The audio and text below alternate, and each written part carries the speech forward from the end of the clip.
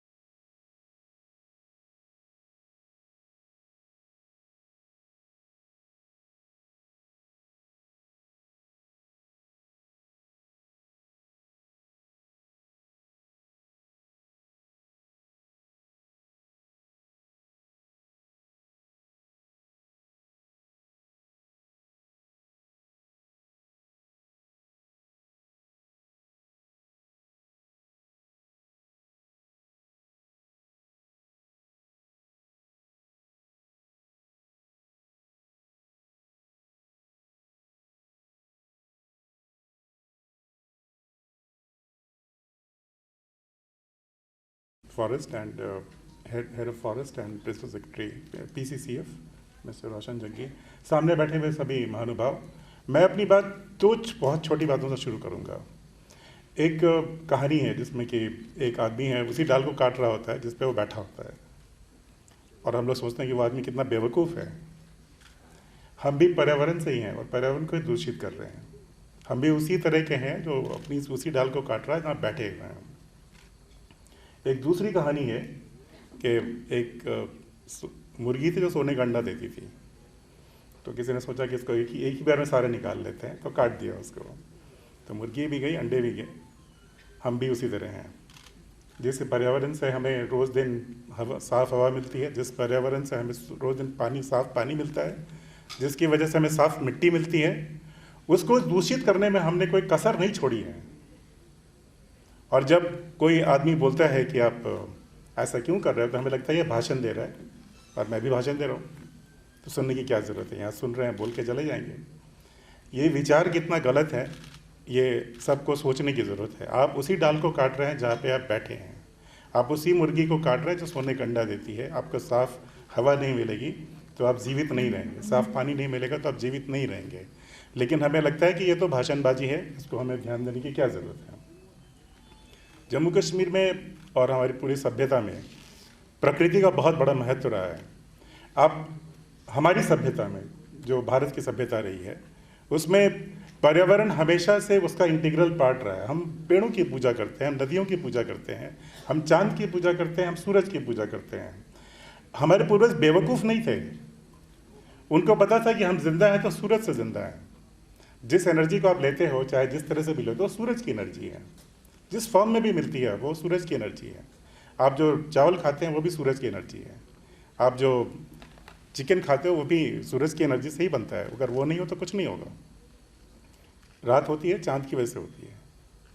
और अगर आप प्रकृति को देखें तो पेड़ हो चाहे नदियाँ हो, यही आपको जिंदा रखती हैं। अब आपका कर्तव्य है कि इनको आप जिंदा रखें।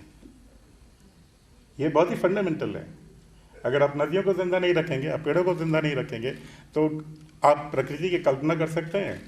कुछ लोग हैं जो वेटलैंड्स में जाते हैं, चिड़ियों को देखते हैं, उन्हें लगता है कि हमें चिड़ियों के बारे में पोचिंग कर लेते हैं, चिड़ियों को मार देते हैं, बड़ा अच्छा करते हैं, उनको बहुत आनंद आता है। ये दुनिया सिर्फ ऊपर वाले ने आपके लिए नहीं बनाई है, उनके लिए भी बनाई है।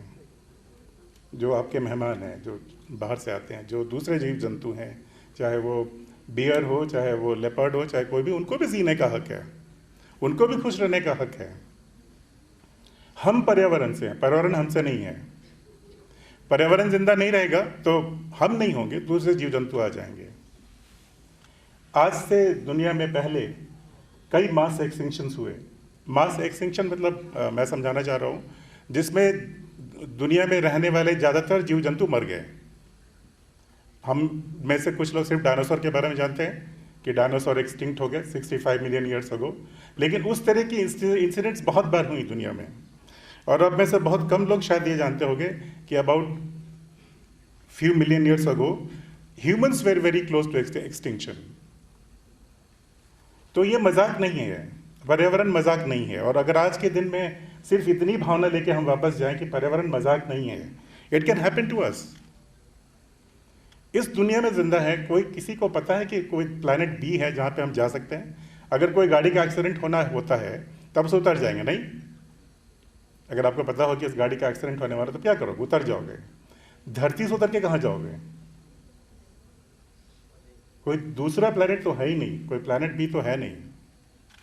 जम्मू कश्मीर के संदर्भ में मैं ये बोलना चाहूँगा कि आप जम्मू कश्मीर की जो प्रकृति है वो किससे है? ग्लेशियर से है। अगर ग्लेशियर्स मेल्ट हो जाएं तो आप पानी नहीं बचेगा, फिर आप कैसे रहोगे यहाँ पे?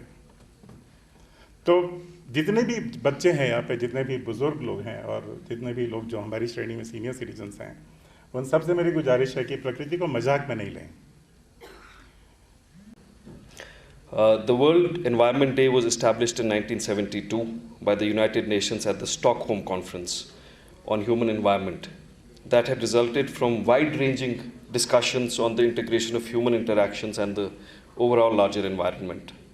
1 year later, in 1973, the first World Environment Day was held with the theme Only One Earth. The World Environment Day theme for 2023 is Solution to Plastic Pollution, and we've heard the dignitaries and senior officials before me speak about the need to curtail the use of single-use plastic. Today's World Environment Day, in ways more than one, is a reminder that people's action on plastic pollution matters. The steps that governments and businesses are taking to tackle plastic pollution are the consequences of this action. It is time to accelerate this action and transition to a circular economy. First held in 1973, the World Economic Day has been a platform for raising awareness on environmental issues as marine pollution, overpopulation, global warming, and sustainable development and wildlife crime. World Environment Day is a global platform for public outreach with participation today from over 143 countries annually. Each year, the program has provided a theme and forum for businesses, non-government organizations, communities, governments, and celebrities to advocate environmental causes. आलमी योम माहौलियात 2023 का theme है दोबारा तसव्वुर करें, दोबारा बनाएं और कुदरत के साथ अपने ताल्लुकात का असर नौ तसव्वुर करें। इस साल हम इस तनाजुर में एक दूसरे के साथ अपने ताल्लुकात को दोबारा बनाने और कुदरती दुनिया को बहाल करने की ज़रूरत पर तवज्जो मरकूज़ कर रहे हैं। इस साल हमें ट्रिपल क्राइसिस के बहरान का सामना है। मौसमियाती तब्दीली, पोल्यूशन और बायोडाइवर्सिटी लॉस, ये सब बहरान एक दूसरे से जुड़े हुए हैं और ये सब इंसानी सरगर्मियों की वजह से ही हुए हैं। हमें अपने मुस्तकबिल की हिफाजत के लिए अभी से काम करने की ज़रूरत है और इसके लिए बहुत सारी चीज़ें बहुत सारी लेवल्स पे की भी जा रही हैं। हम तवन्नाई और वसाइल की खपत को कम कर सकते हैं, हम रिसाइकल और कंपोस्ट को बढ़ावा दे सकते हैं और हमारी कम्युनिटीज़ से जो सस्टेनेबल कारोबार हैं उनकी हिमायत करवा सकते हैं। आज विश्व पर्यावरण दिवस के समारोह में माननीय लेफ्टिनेंट गवर्नर साहब का आप सभी का हार्दिक स्वागत और अभिनंदन। विश्व पर्यावरण दिवस पर्यावरण के लिए सबसे बड़ा अंतर्राष्ट्रीय दिवस है। संयुक्त राष्ट्र पर्यावरण कार्यक्रम UNEP द्वारा नेतृत्व किया गया और 1973 से प्रतिवर्ष आयोजित किया गया यह एनवायरमेंटल आउटरीच के लिए सबसे बड़ा वैश्विक मंच बन गया है। पर्यावरण संबंधी विषयों के बारे में जन जागरूकता पैदा करने के लिए यह दुनिया भर में लाखों लोगों द्वारा मनाया जाता है। आज केंद्र शासित प्रदेश जम्मू कश्मीर में इस अवसर पर उत्साही छात्रों, प्रबुद्ध शिक्षाविदों, technocrats, scientists, innovators, NGOs, ecosystem प्रबंधकों को एक साथ इस कार्यक्रम में हिस्सा लेने का अवसर प्रदान किया है, जिसके लिए मैं गवर्नर साहब का और आप सभी का तहे दिल से शुक्रिया अदा करता हूँ। मैं पूर्ण विश्वास के साथ कह सकता हूँ, यह जम्मू कश्मीर का सबसे बड़ा वार्षिक पर्यावरण आयोजन है, जहाँ पर्यावरण संरक्षण में शामिल कई हितधारक एक साथ आते हैं, एक साथ सोचते हैं और मानव पर्यावरण को फर्दर डिग्रेडेशन से बचाने के लिए नीतियाँ बनाते हैं। विश्व पर्यावरण दिवस प्राकृतिक दुनिया के साथ हमारी परस्पर संबद्धता और अन्योन्याश्रितता को याद दिलाता है। हम जो विकल्प चुनते हैं, जो कार्य करते हैं, उसके दूरगामी परिणाम होते हैं, न केवल पर्यावरण के लिए बल्कि हमारी अपनी भलाई और भावी पीढ़ियों की समृद्धि के लिए। विश्व पर्यावरण दिवस की मैं आप सबको हृदय से बहुत बहुत शुभकामनाएं देता हूं। आज का दिन संपूर्ण समाज को उसके कर्तव्यों का स्मरण करने का दिन है और इस तरह के उत्सव सेलिब्रेशन का वास्तविक उद्देश्य मात्र औपचारिकता पूरा करना नहीं है, बल्कि समाज के सभी स्तरों पर पर्यावरण संरक्षण को लेकर के समाज में एक नई चेतना जागृत हो, इसकी कोशिश करना है।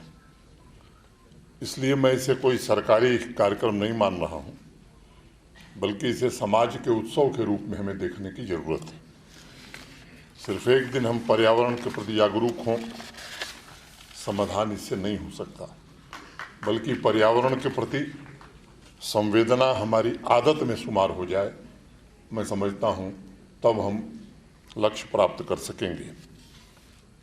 वह हमारे जीवन में सरल एवं सहज रूप से घुल मिल जाए, जैसा बाकी काम हम करते हैं, तो निश्चित रूप से हमें सफलता मिलेगी। सारी दुनिया के बदल जाने का सिकवा कैसा, तुम बदल जाओ तो दिन रात बदल जाते हैं। अगर एक एक व्यक्ति में परिवर्तन आएगा तो तभी हम समाज में परिवर्तन ला सकेंगे। मैंने पहले भी अनेक अवसरों पर इस बात का जिक्र किया है कि हम नेचर से, प्रकृति से, अपने आस पास के क्लाइमेट से अलग नहीं हैं, बल्कि हम प्रकृति का अभिन्न हिस्सा हैं और उससे अलग हमारे अस्तित्व का सवाल ही नहीं पैदा होता है।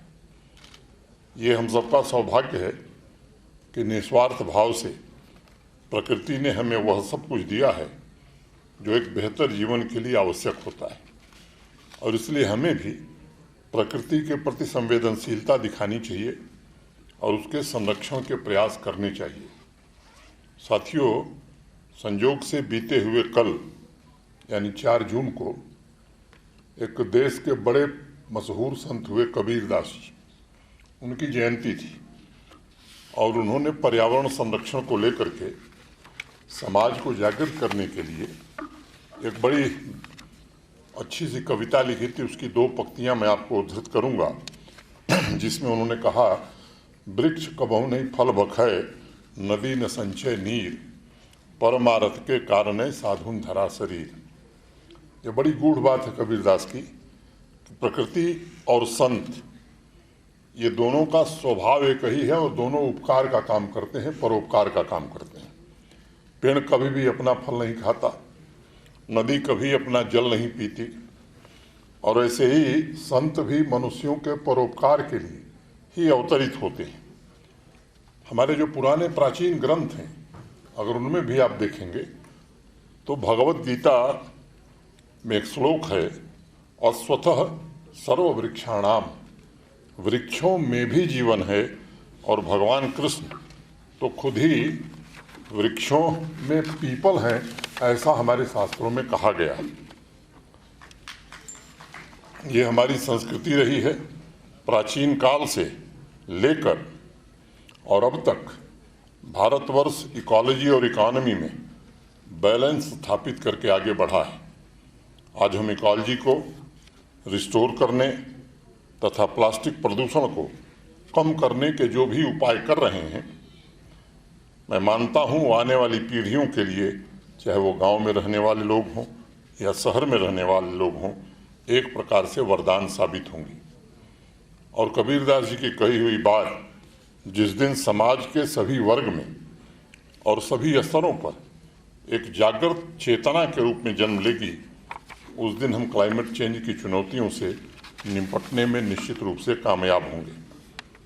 जैसा मेरे पहले भी अनेक वक्ताओं ने बताया, इस वर्ष विश्व पर्यावरण दिवस का थीम, या मैं कहूँ कि संकल्प, प्लास्टिक प्रदूषण का समाधान। यूनाइटेड नेशंस ने सभी देशों को एक स्लोगन दिया है, बीट प्लास्टिक पॉल्यूशन।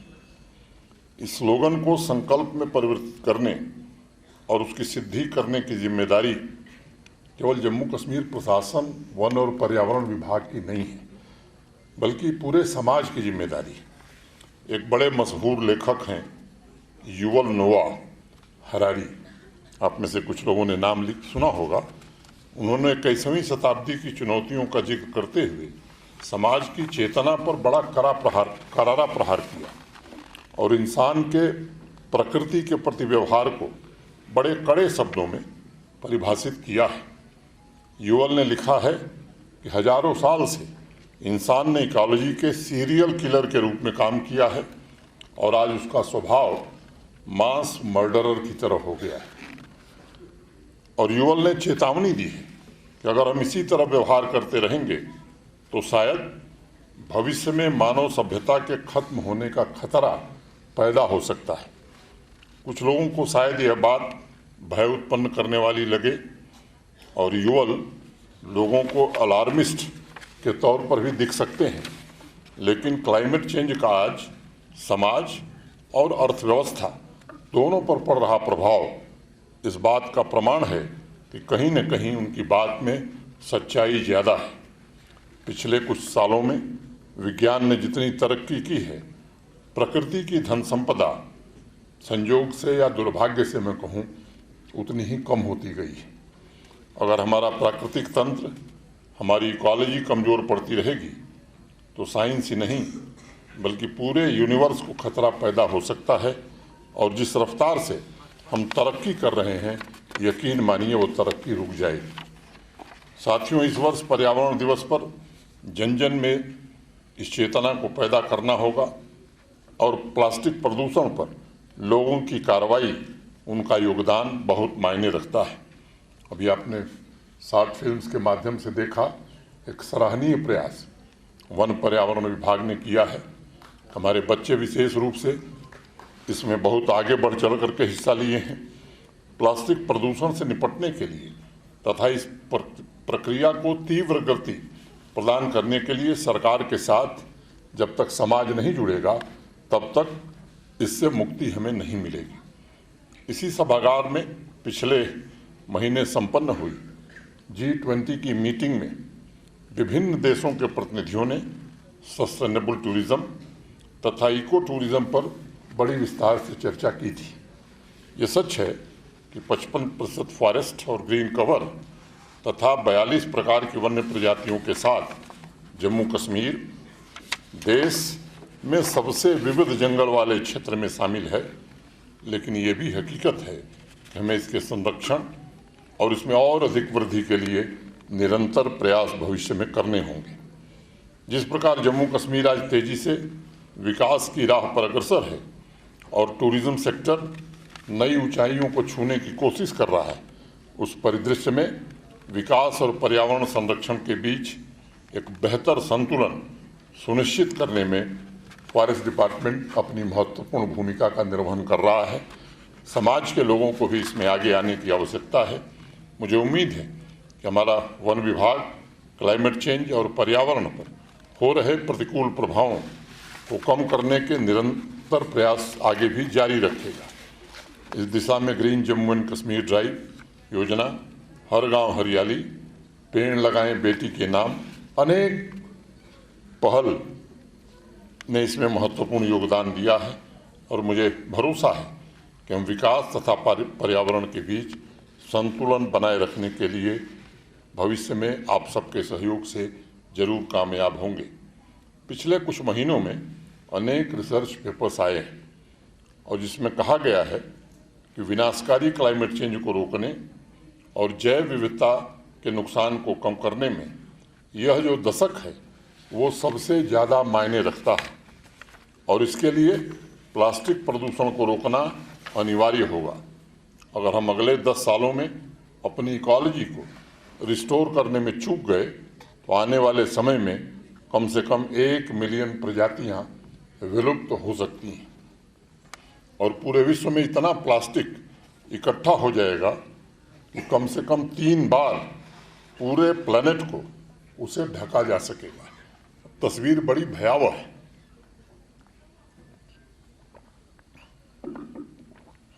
और इसलिए मुझे लगता है कि ये वक्त आ गया है कि अब हम सब अपने अपने कर्तव्यों का निर्वहन इस दिशा में करें। समाज के साथ बिजनेस को भी इस बात को समझना होगा कि जब तक इकोलॉजिकल सिस्टम मजबूत है तभी तक वह वेल्थ और हेल्थ का सोर्स है। इसलिए चाहे वो जंगल हो, नदियां हों, हमारी झीलें हों, पहाड़ हों, घास के मैदान हों, खेत हों या शहरी परिदृश्य हो, सभी को प्लास्टिक प्रदूषण से मुक्त करना हमारी सर्वोच्च प्राथमिकता होनी चाहिए।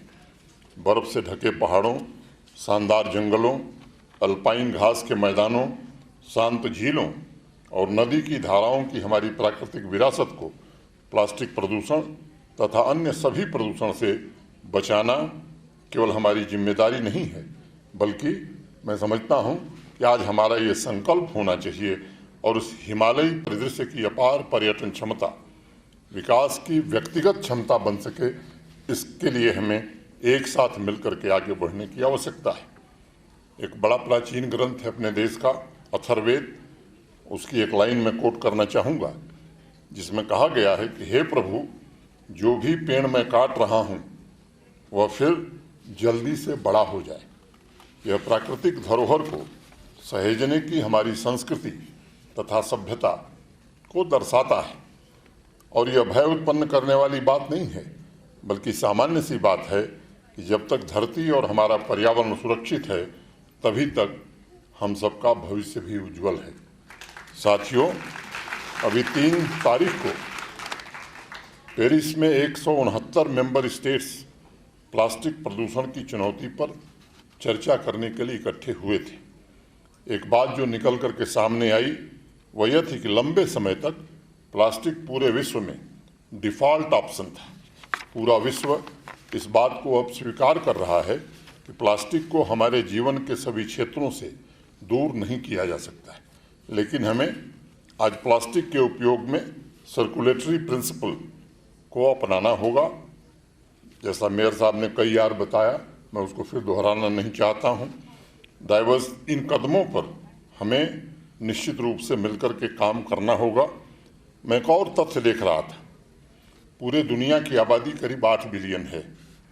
पूरे विश्व में हर साल 408 मिलियन मैट्रिक टन प्लास्टिक का कचरा हम अपनी आदतों और व्यवस्था की वजह से इकट्ठा कर रहे हैं। अगर आप गणना करेंगे, कैलकुलेट करेंगे, तो इंसान के वजन के बराबर का प्लास्टिक का कचरा हर साल ये धरती झेल रही है। इसलिए यह कम प्लास्टिक का उपयोग करने के लिए उत्पादों को नया स्वरूप देने का समय है और कम प्लास्टिक का उपयोग करने के लिए प्रोडक्ट पैकेजिंग, शिपिंग को नया स्वरूप देना होगा। प्लास्टिक प्रदूषण के प्रभाव को कम करने के लिए भारत सरकार ने माननीय प्रधानमंत्री जी के नेतृत्व में अनेक कदम उठाए हैं। 2016 में प्लास्टिक वेस्ट मैनेजमेंट रूल्स अधिसूचित किया गया। एक ऐसा कदम था जो प्लास्टिक प्रदूषण के खतरे को दूर करने में एक लंबा रास्ता तय कर सकेगा। इन नियमों को जुलाई 2022 में किए गए दूसरे अमेंडमेंट के साथ संशोधित भी किया गया है, जो पॉल्यूटर पे प्रिंसिपल के आधार पर पर्यावरणीय क्षतिपूर्ति भी निर्धारित करती हैं। जम्मू कश्मीर प्रशासन ने भी इस खतरे को रोकने के लिए कानून बनाकर प्लास्टिक प्रदूषण के मुद्दे पर निर्णायक कार्रवाई की शुरुआत की है। जम्मू कश्मीर देश का पहला यूटी था जिसने प्लास्टिक कैरी बैग और प्लास्टिक पैकेजिंग आदि के निर्माण, भंडारण, वितरण, बिक्री और उपयोग पर प्रतिबंध लगाया। ग्रीन लाइफ कॉन्टेस्ट के माध्यम से सस्टेनेबल लिविंग के बारे में लोगों में जागरूकता पैदा करने का सफल अभियान भी चला है। मैं ग्रीन लाइफ कॉन्टेस्ट के लिए डिपार्टमेंट तथा सभी नागरिकों को और ख़ास तौर से बच्चों को शुभकामनाएं देता हूं। मुझे विश्वास है कि मिशन लाइफ आने वाले भविष्य में प्लास्टिक प्रदूषण के खतरों के बारे में लोगों को जागरूक करता रहेगा, क्योंकि समाज के पास ही परिवर्तन लाने की शक्ति है और उसके लिए सभी नागरिकों को उन 4 स्टेप्स पर काम करने की आवश्यकता है। साथियों, मेरा आग्रह है कि शहरों में आपके जो भी कार्यक्रम हो रहे हैं उसमें स्थानीय निकायों, शैक्षणिक संस्थाओं, गैर सरकारी संगठनों को हम जरूर शामिल करें, ताकि शहरी क्षेत्रों में प्लास्टिक प्रदूषण को हम निश्चित रूप से कम कर सकें। मैं चाहूँगा कि पूरा जम्मू कश्मीर इस बात से अवगत हो जाए कि एक तरफा विकास कभी भी सफल नहीं हो सकता। स्वेच्छा से लोगों को इस कार्य में शामिल होकर जन भागीदारी की भावना से प्लास्टिक प्रदूषण की चुनौतियों का सामना करना होगा और उसे हल करने के प्रयासों में सबको शामिल होना पड़ेगा। पिछले कुछ वर्षों में मैंने देखा है कि पर्यावरण के बारे में तेजी से जागरूकता बढ़ी है, खासतौर से नौजवानों में विशेष रूप से जागरूकता बढ़ी है। हमारे बच्चों को, आने वाली पीढ़ियों को जंगल, नदियाँ तथा प्रकृति का लगातार संरक्षण मिलता रहे, इस पर हम सबको अनवरत काम करना पड़ेगा। आज विश्व पर्यावरण दिवस पर मेरा आग्रह होगा और डिपार्टमेंट तथा सभी स्टेक होल्डर्स इस पर मिलकर के काम करें। प्लास्टिक की सर्कुलर इकोनॉमी को प्रमोट करना होगा हमें और लोगों को नए डिज़ाइन सिस्टम को अडॉप्ट करने के लिए हमें प्रेरित करना होगा, अभियान चलाकर प्रेरित करना होगा। आप सोचिए, मात्र रिसाइकलिंग के द्वारा हम 2040 तक लगभग 20% प्लास्टिक प्रदूषण कम करने में कामयाब हो सकते हैं।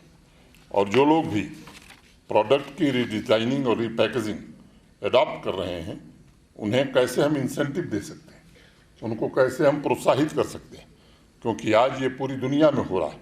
हमें भी इस दिशा में सोचने की आवश्यकता है। इस तरह के ट्रांसफॉर्मेशन से रोजगार के कैसे अवसर हम पैदा कर सकें, ये हमारे लिए, मुझे लगता है कि आज मैं देख रहा था जो आपने प्रदर्शनी लगाई है, जम्मू कश्मीर के बाहर के भी कई लोग आए हैं और उन्होंने बड़ा सफल प्रयोग, मुझे लगता है कि उनका लाभ जम्मू कश्मीर के लोगों को मिले, इसलिए हमें उनका भी उपयोग करना चाहिए। इन सभी प्रयासों में डिपार्टमेंट तथा समाज के सभी वर्गों से मैं अनुरोध करूंगा कि आप सबका सहयोग, आप सबके व्यक्तिगत प्रयास अगर होंगे तो निश्चित रूप से हम सफलता की ओर कदम बढ़ा सकते हैं।